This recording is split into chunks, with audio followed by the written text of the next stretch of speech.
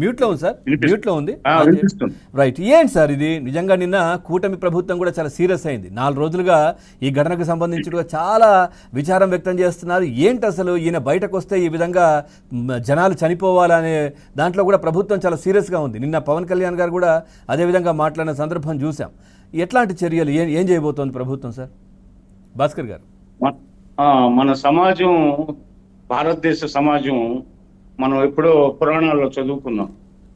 ఈ రాక్షసులు ఉంటారని, వాళ్ళ రాక్షస మాయలు పోతే ఆ రాక్షసులు ఆధిపత్య ధోరణి కోసం వారికి అడ్డొచ్చిన వాళ్ళందరినీ సంహరిస్తారని, నరమేధం చేస్తారని, అదేవిధంగా మధ్యయుగాల నాడు మొఘల్ చక్రవర్తుల కాలంలో, అదేవిధంగా ఢిల్లీ సుల్తాన్ల కాలంలో, అదేవిధంగా కుతుబ్ షాహీల కాలంలో, నిజాం నవాబ్ కాలంలో, మధ్యయుగాల్లో మన 18వ శతాబ్దం చివరి దాకా 19వ శతాబ్దం అర్లీ డేస్ దాకా దగ్గులు పిండారీలని దోపిడీ చేసే బందిపోట్లు ఉండేవాళ్ళు. వాళ్ళు గ్రామాల మీద దాడులు చేసేవాళ్ళు, దౌర్జన్యాలు చేసేవాళ్ళు, పరిస్థితులను బట్టి భస్మీపటలం చేసేవాళ్ళు, మొత్తం సంపద అంతా దోచుకొని పోయేవాళ్ళు. బంగారు, నగలు, పోతే ధనం, ఇవన్నీ ఆహార ధాన్యాలు దోచుకొని పోయేవాళ్ళు. ఆ విధంగా ఆయన వాళ్ళని తలపిస్తుంది ఈయన పోకడ, వీరి చర్య. వీరు బయలుదేరుతున్నారంటే రాష్ట్రం గజగజ వణికిపోతుంది. మరి ఏ బీభత్సం సృష్టిస్తాడో, ఏం చేస్తాడో. యువతకి మీరు అన్నట్టు నిరుద్యోగుల్ని, యువకుల్ని పూర్తిగా యథా రాజా తదా ప్రజా అంటారు. ప్రజాస్వామ్యం ఇది. For the people, of the people, by the people. డెమోక్రసీకి అబ్రహాం లింకన్ గారు ప్రజాస్వామ్య నిర్వచనం ఇచ్చారు. వాటన్నిటినీ కాలరాస్తూ తుంగలో దొక్కుతూ ఈ జగన్మోహన్ రెడ్డి పోతే ఆధిపత్య ధోరణి ప్రదర్శించడానికి, నేను పెద్ద స్టేట్ రౌడీనన్న విధంగా, నాకు ఈ రాజ్యాంగంతో నిమిత్తం లేదు, నాది ఒక ప్రత్యేక రాజ్యాంగం, నాది, నేనే అధికారంలో ఉన్నాను అన్నట్లుగా బీభత్సం సృష్టించడానికి ఆయన బయలుదేరుతున్నాడంటే రాష్ట్రం అంతా గదగద ఉండిపోతున్న పరిస్థితులు. ఆయన ఎక్కడికి వెళ్తున్నా కూడా, ఇంతకుముందు మేడం గారు, దుర్గామణి గారు చెప్పారు, మీరు చెప్పారు, రాష్ట్రంలో ఏ విధంగా అరాచకం సృష్టించింది, దౌర్జన్యకాండకు పాల్పడింది, వారి పర్యటనలో జరిగిన ఆగడాలు, అన్యాయాలు, దురాక్రమణలు, మృతులు, గాయపడ్డ వాళ్ళకి వచ్చి మాట్లాడితే వాళ్ళు ఏదో ఒక శవాలు ఎక్కడ దొరుకుతాయి, పరామర్శకి, యాత్రల పేరుతో, విగ్రహావిష్కరణల పేరుతో పోయి ఆయనకి విగ్రహావిష్కరణలు, ఓదార్పు యాత్రలు బాగా కలిసి వచ్చాయి. భారతదేశంలో కానీ కన్నాంతరాలలో కానీ తెలుగు వాళ్ళు ఎక్కడున్నా, వాళ్ళ నాన్నగారు చనిపోయినప్పుడు, ఎవరు చనిపోయినా కూడా రాజశేఖర్ రెడ్డి లాంటి మహానాయకుడు మృతికి బాధ చెంది, కలత చెంది, గుండె పగిలి చనిపోయారని చెప్పేసి ఆయన దిగ్విజయంగా ప్రజలను నమ్మించడంలో ఆరితేరాడు. కాబట్టి తిరిగి ఆయన ఓదార్పు యాత్రల పేరుతో, పోతే అదేవిధంగా పరామర్శల పేరుతో, విగ్రహావిష్కరణల పేరుతో మళ్ళీ బయలుదేరడానికి, ఆ పాత స్టోరీస్ నే మళ్ళీ అమల్లోకి తీసుకురావడానికి ప్రయత్నంలో భాగంగా ఇటీవల ఆయన యాత్రలు ఎక్కడ పోయినా మీరు ప్రస్తావించినట్లుగా మీరు పొదిలి సంఘటన ప్రస్తావించారు. ఆ పొదిలిలో అది సెంట్రల్ టొబాకో బోర్డు ఆధ్వర్యంలో ఉంటుంది, ఆ పొగాకు వేలం కేంద్రం. దానికి సూపరింటెండెంట్ అక్కడ మెయిన్ అధికారిగా ఉంటాడు. ఆ రోజు మొత్తం ఆయన కార్యకర్తలు విచ్చలవిడిగా అదుపు ఆజ్ఞలు పాటించకుండా పోతే trespassers will be prosecuted into the campus of tobacco board. మరి ఆ క్యాంపస్ లోకి ఎవరు వెళ్ళాలి? క్లస్టర్ గ్రామాలు ఉంటాయి. ప్రతిరోజు 4-5 గ్రామాలు క్లస్టర్ గా వేలంపాట్లో పాల్గొనే హక్కు ఉంటుంది. ఆ రోజు కొన్ని 4-5 గ్రామాలకి వేలంపాట్లో పాల్గొనే హక్కు ఇచ్చారు.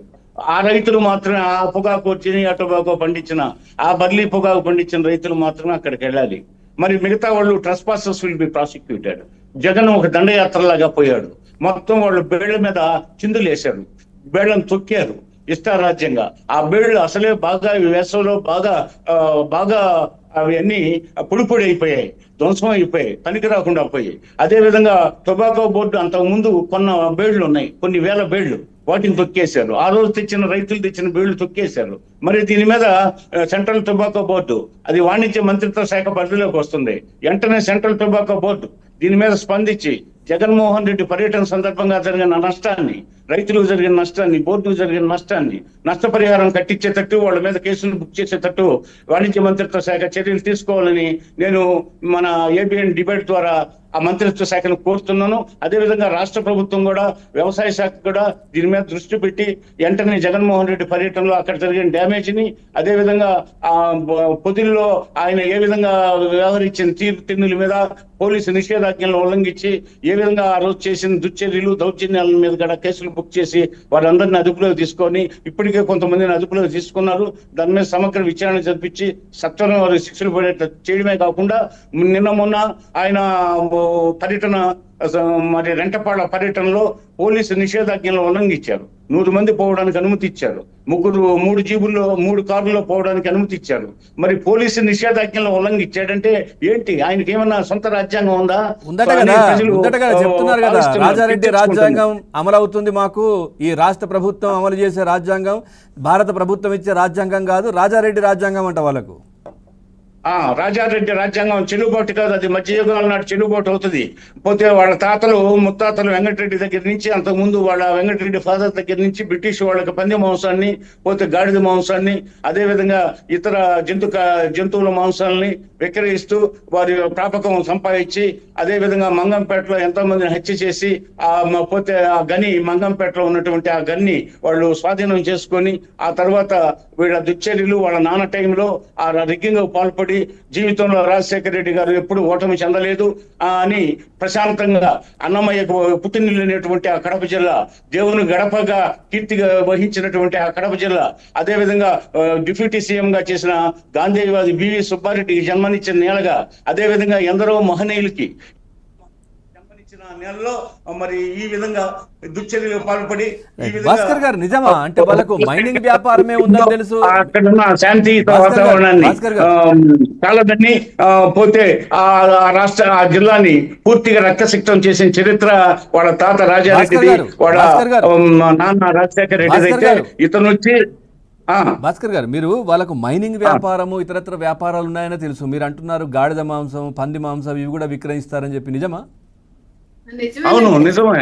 ఎవరిని అడిగినా కడప జిల్లాలో ఎవరిని కదిలిచ్చినా మొత్తం ఆ సింహాద్రిపురం మండలం కానీ, ఆ వేంపల్లి మండలం కానీ, పోతే అక్కడ పులివెందుల మండలం కానీ ఎవరిని అడిగినా చెప్తారు. ఇవి పూర్తి సాక్ష్యాలు కూడా ఉన్నాయి దానికి. సరే అమ్ముకోవచ్చు వాళ్ళకి, ఏదో బ్రిటిష్ వాళ్ళు అప్పుడు మనం